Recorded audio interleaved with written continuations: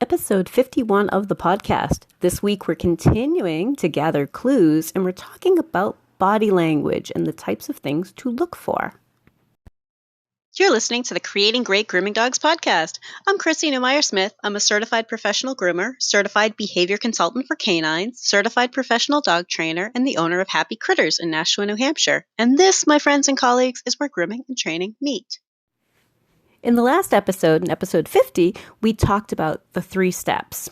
So I divided it into step 1, what's the problem or the complaint? Step 2 was gathering clues, and step 3 was to make a plan.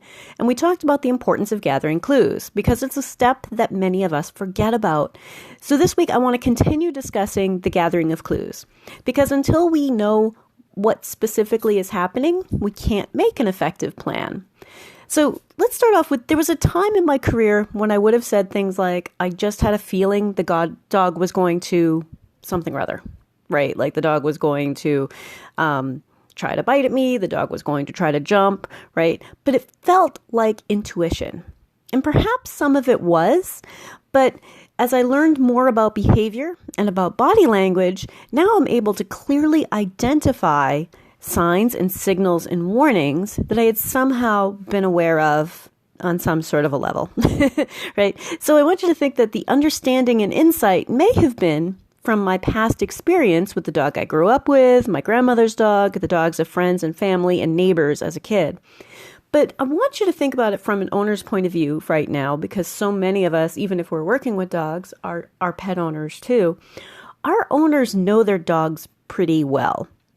They see a look from their dog and they can read into it things like, I need to go out, I need to play, I want a potato chip, right? And how do we know the difference? And that's a really neat question. When we see something with our eyes, we're not necessarily good at identifying what that difference was. Sometimes we aren't good at gathering the clues. So that's something I want you to start training your eye for, to start noticing clues, to start gathering clues about what's going on, what's motivating things. Because I'll tell you, as I started to realize I learned more about behavior, that's when I was able to start noticing even more subtle cues in other dogs. So it brought my skill level to a whole different point. And that's what I want for all of us. And that's what continues to happen. The more I learn, the more I'm like, oh, I see something new, or I see something that I wasn't aware of before. Let me give you a human example. So my hubby was a store manager at a mall. During the Christmas season, he was constantly working. So he was home with me and gave me a smile. Anyone else would have seen a sincere smile. And it was sincere, but I instantly saw it differently. And I asked him, did you just give me the retail have a nice day smile? I'm your wife. I don't want the have a great day, ma'am smile. And it was such a subtle difference. And he actually laughed. He's like, yeah, I think I did. Right?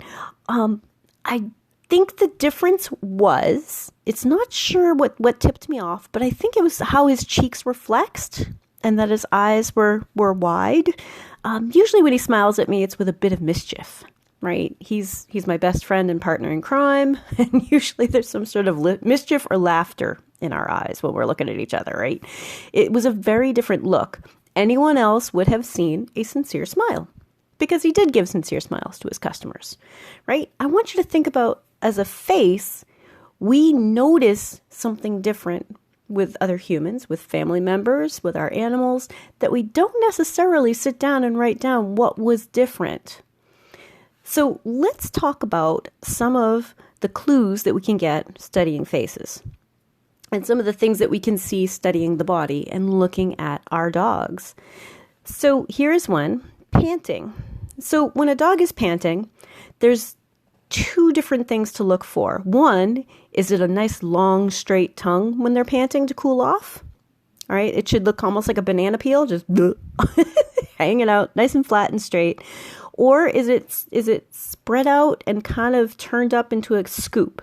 They call that a spatulate tongue, and that one is a sign of stress. So instead of looking like a banana peel that's hanging down, it's kind of curled. It looks like it could hold water, or it's actually curled up at the very end and looks almost like a noodle, right? The cheeks are often more flared out, and it can cause them to overheat because they start stressing out and they're just panting and panting. Sort of like if we breathe really fast, we start kind of like stressing out. So those two different types of pants, those two different types of panting are different. And it's something interesting to look for because it was one of the clues that I learned about that I said, a spatulate tongue. Interesting. I had never ever heard of that. And then I started to notice it. So, like I said, just another clue, a clue. Like when somebody says, oh no, he was just hot. And you see video later and you're like, no, that wasn't panting because he was hot. That was a stress pant because I can see by what his tongue is doing. Another thing to be looking at are the ears. These give us clues. So ears will generally move around when a dog is focused on something. So it can be hard to see with dogs with floppy ears. I'm thinking about like Cocker Spaniels, things like that. It can be very difficult to see, which is part of why we need to train our eye to be looking for it. Because you can still get a lot of information, even with the long floppy ears. Now, other breeds are super easy to tell, like my Border Collies. Their ears almost are as expressive as the English language. Like it's so easy to see what they're thinking and what they're looking at. But ears may be moving to pick up a sound. If the ears are pointed at it, that's what their attention is focused on. It could be another dog walking into the room. It could be a tool turning on or a person moving. It could be something that the dog sees and is going to respond to next. It might be that very first step, right? And it's what that dog thinks is important at that moment. It could be a cheese wrapper across the room while you're trimming around an eye, right? So I want you to be thinking about that first move with an ear. Pull up your scissors. Expect the rest of the head to turn next. It's a good clue because sometimes we miss that clue. We're not thinking that his ear just went flicked and is facing another direction. All right. Here's another place to be looking for clues. The eyes. So a hard stare. And what exactly does that mean? What do we mean when we say a hard stare? And what we're usually seeing is a tense face. We're seeing some exposed whites of the eyes. We might be seeing some wrinkling on the forehead or in the eyebrow area. We might just see that tension in the skin. In many cases, the head is slightly tilted to the side or slightly lowered. It doesn't always come with showing of teeth or a curling lip. The hard stare can be just eye contact or lack of eye contact, looking at something else, right? To give you an example, one of my own guys, my guy Brock, will give the hard stare to my other guy, Poe, when Brock and I are wrestling and he's not comfortable with Poe getting into the roughhousing with us, right? And it kind of reminds me of the mom eye. It's directed at a family member who is overstepping. It's not threatening as much as it's a, dude, don't come over here with us right now. I'm playing with mom, right? And we've had friends and family playing with our dogs who didn't notice it. It was subtle enough they had no idea, but it is extremely obvious to myself, to my husband, and to both of my dogs. Both of my dogs know exactly what it means. So that hard eye can be a knock it off, which is sort of the precursor to a threat, or it could be the threat itself. It could be just before they move into action, right? So it's something to look for. And sometimes it's the one that people miss. They're like, oh, he was being so still. He was being so calm. But as we've talked about before, calm, comfortable, and cooperative, still does not necessarily mean loose and still. Still could be stiff and still, right? We want a dog to be holding still, but we want them to be loose. And we should have a loose eye contact when we're doing that. We should have a calm face. So when you're thinking about things like a hard stare, that's when we have like some wrinkling in the face. And we may have all sorts of things going on with their mouth. But even without the mouth involved, that's when you might see more white in their eye or an eye that's turned really, really wide. So these are clues. These are things that we can be looking for or noticing and making note of.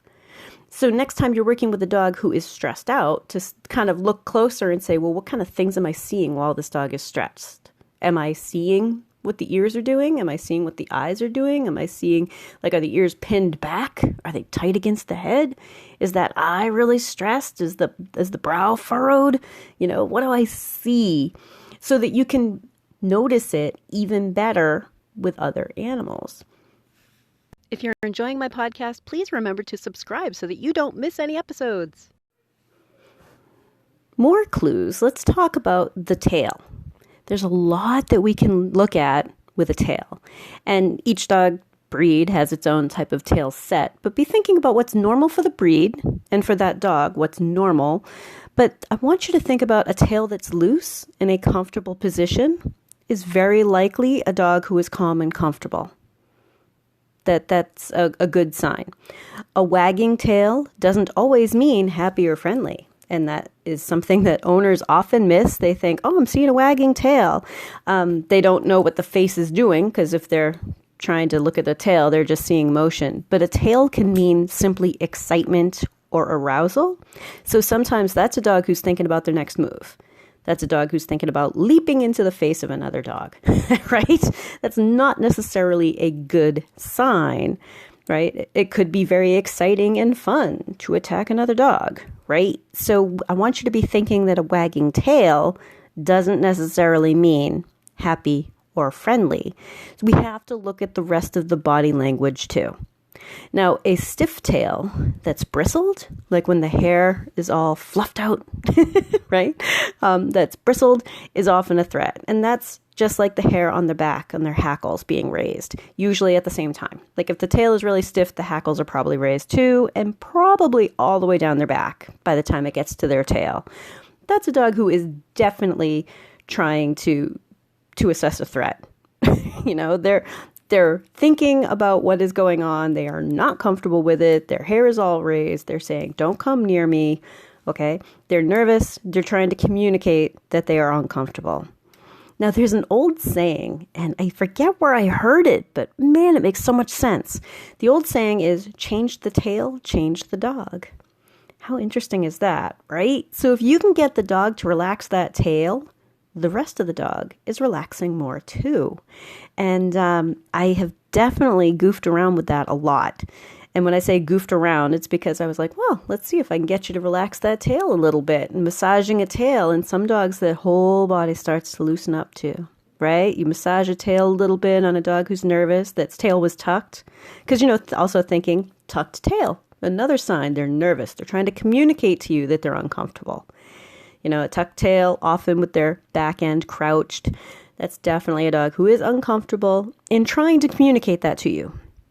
They're trying to tell you, please don't do this. I am uncomfortable, right?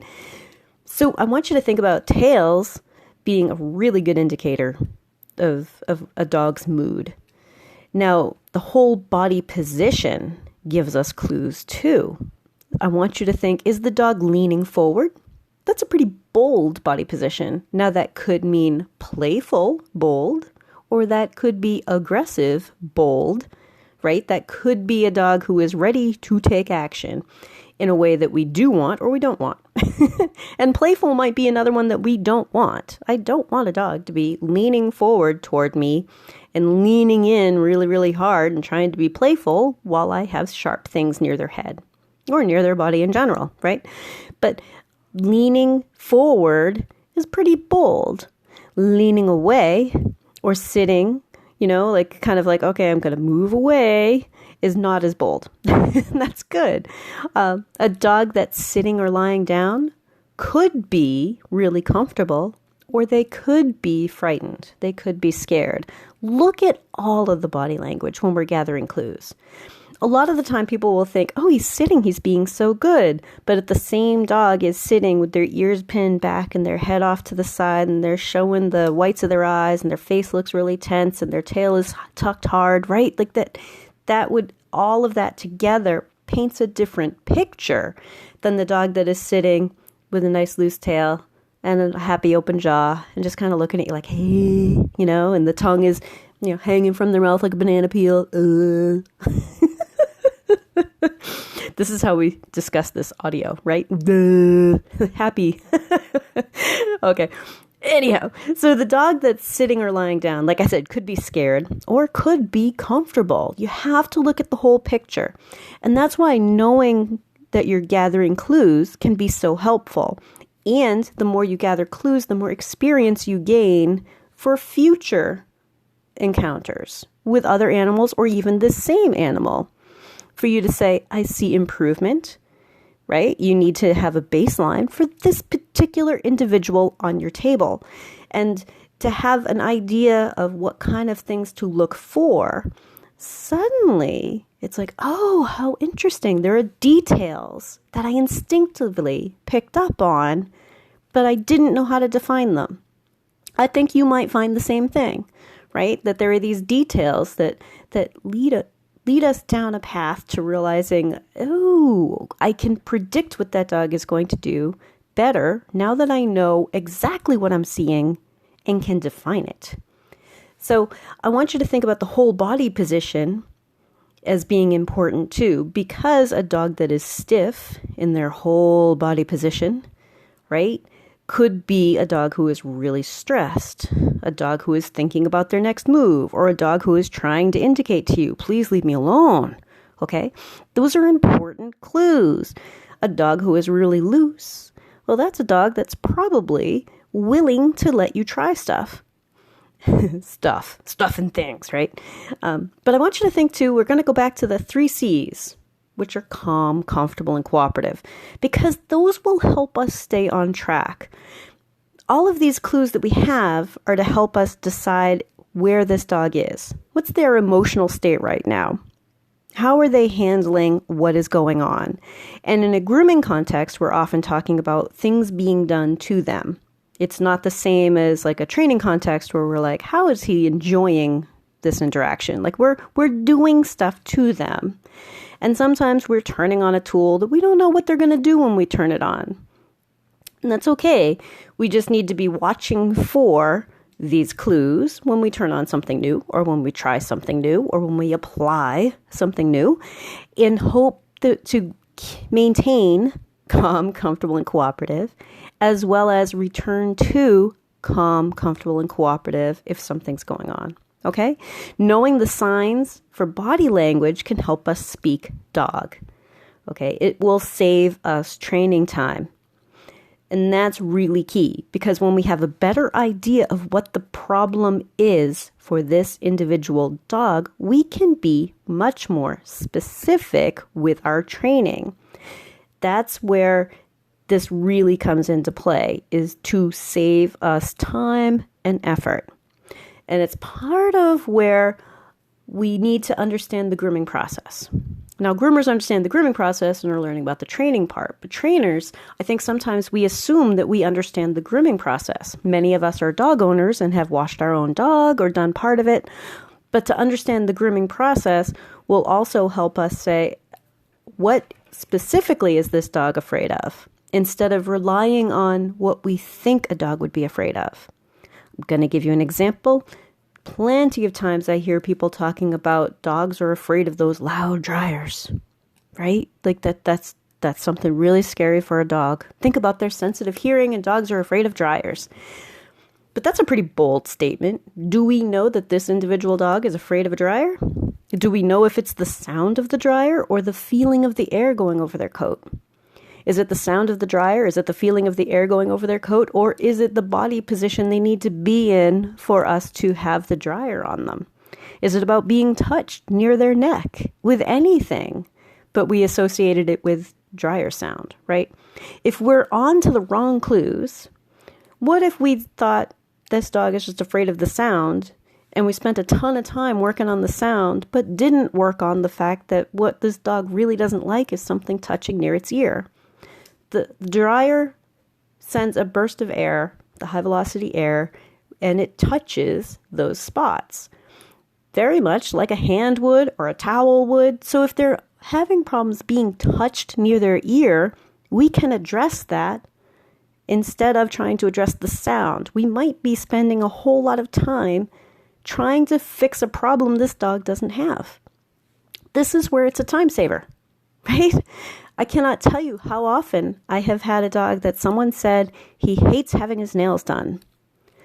But as I explore and gather my clues, I discover this dog is really worried about being held for their nails. Because when I get them calm, comfortable, cooperative, I start talking to them a little bit. I line up the clipper before I, actually snip something off and tell them, okay, line it up. Get the feeling on there and just say snip and snip it. If they're calm when I snip, most of those very same dogs remain calm. And you know what that tells me? It tells me it wasn't the nail trimming.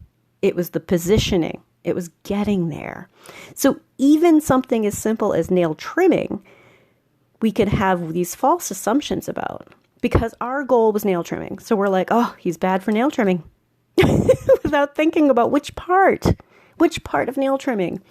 I would say 9 out of 10 nail trim problems I see are dogs who don't like being positioned for it. They don't like being held that way, or they're afraid of being held that way, or they're used to being rushed through and they weren't ready. Very, very few, I'd say 1 in 10, are actually afraid of when the nail got snipped off. Think about that for a minute. That's pretty cool, huh? Right? Like, oh, if we know the right problem, if we can address the correct problem, which is, let me touch you in these ways, and that's something we can send home with owners. Let me show you how I need to touch them. Let me show you this video on a different dog so you get an idea. Right? We have the technology to do video, and we can do video and say, let me just, or pull up. Many of us have our own dog in a grooming shop. Like, plenty of times I've pulled up one of my own dogs. Like, let me show you how I do it on my own dog so that you can get a feel for the way your dog is going to be held and maneuvered for a nail trim. Or ideally, let's find a way that your dog likes. So some dogs will like that lying down, and that could be joint problems.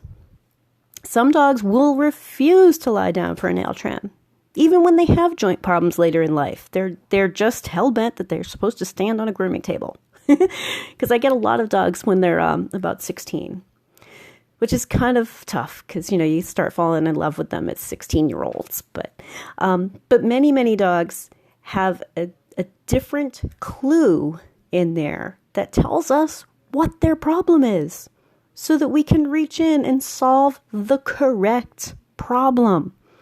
So this week's action step is to continue gathering clues. Think about clues so that you can be specific and save time. All right, have a great week and stay curious. If you'd like to talk to me, you can find me through my grooming and training business, happycrittersdogtraining.com, my email, chrissy@happycritters.net, and through the Creating Great Grooming Dogs Facebook page. And we have these awesome devices in our pockets that allow us to do live video with each other. I can help you with the dog on your table. We can set up live lessons, and you may be surprised at how much we can get accomplished together via video.